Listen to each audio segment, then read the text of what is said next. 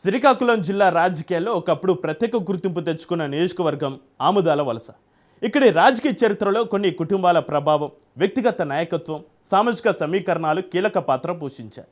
ఒకప్పుడు రాష్ట్ర స్థాయి రాజకీయాల్లో చర్చకు వచ్చిన ఈ నియోజకవర్గం ఇప్పుడు కొత్త నాయకత్వ పోరాటానికి వేదికగా మారుతోంది. ఒక తరం పాటు నియోజకవర్గ రాజకీయాలను ప్రభావితం చేస్తున్న నాయకత్వం ఇప్పుడు తన వారసత్వాన్ని నిలబెట్టుకునే ప్రయత్నంలో ఉంది. అదే సమయంలో కొత్త నాయకత్వం తన స్థానం కోసం బలమైన ప్రయత్నాలు చేస్తోంది. ఇంతకీ ఆముదాల వలస రాజకీయాల్లో మారుతున్న ఈ పరిణామాలకు కారణం ఏంటి? పాత నాయకత్వానికి ఎదురవుతున్న సవాళ్లు ఏంటి?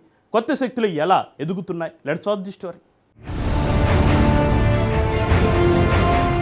ఆమదాల వలస నియోజకవర్గానికి శ్రీకాకుళం జిల్లా రాజకీయాల్లో ప్రత్యేక స్థానం ఉంది. కేవలం ఎన్నికల ఫలితాల పరంగా మాత్రమే కాదు, ఇక్కడి నుంచి ఎదిగిన నాయకులు రాష్ట్ర రాజకీయాల్లో కీలక పాత్ర పోషించడం కూడా ఈ నియోజకవర్గానికి గుర్తింపు తెచ్చింది. ప్రాంతీయ రాజకీయాల్లో వ్యక్తిగత నాయకత్వానికి ఇక్కడ ఎప్పటినుంచో ప్రాధాన్యత ఉంది. గ్రామ స్థాయి నుంచి నియోజకవర్గ స్థాయి వరకు బలమైన అనుచర వర్గాన్ని నిర్మించుకున్న నాయకులు ఇక్కడ తమ ప్రభావాన్ని చూపించారు. ఒకప్పుడు శాసనసభలో గళం వినిపించిన నాయకత్వం, మంత్రివర్గ స్థాయిలో పనిచేసిన అనుభవం, రాష్ట్ర రాజకీయాల్లో పరిచయాలు, ఇవన్నీ ఒక దశలో ఆమదాల వలసకు ప్రత్యేక గుర్తింపును తీసుకొచ్చాయి. కానీ రాజకీయాల్లో పరిస్థితులు ఎప్పుడూ ఒకేలా ఉండవు. కాలంతో పాటు ప్రజల అంచనాలు, కార్యకర్తల అభిప్రాయాలు, నాయకత్వ శైలులు మారుతూ ఉంటాయి. ఆమదాల వలస నియోజకవర్గంలో వైఎస్సార్ కాంగ్రెస్ పార్టీ అంతర్గత రాజకీయాల్లో గత కొంతకాలంగా మార్పులు చోటు చేసుకుంటున్నాయి.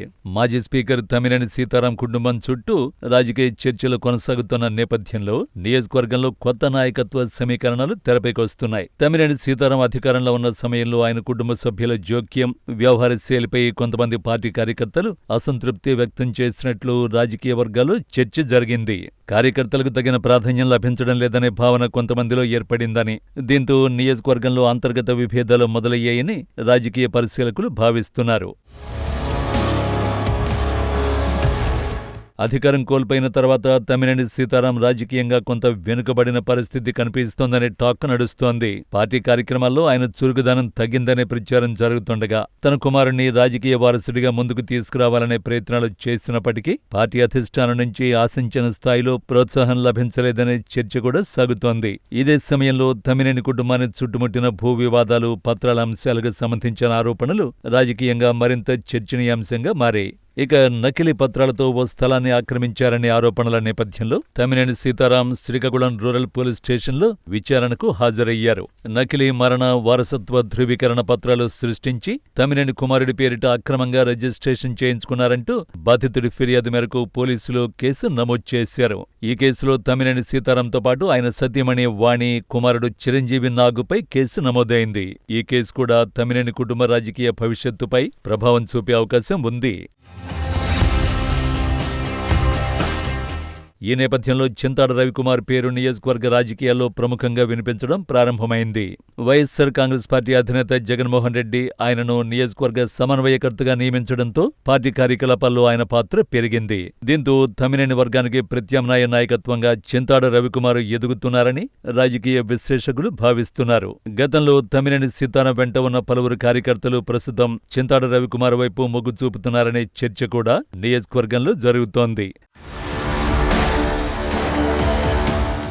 మరోవైపు తమ్మినేని సీతారాం పేరు ఎంపీ స్థానానికి సంబంధించి గతంలో ప్రచారంలోకి వచ్చినప్పటికీ ప్రస్తుతం ఎదురవుతున్న రాజకీయ పరిణామాలు ఆయన భవిష్యత్ అవకాశాలపై ప్రభావాన్ని చూపుతాయనే చర్చ కార్యకర్తలు, స్థానిక ప్రజల్లో జరుగుతోంది.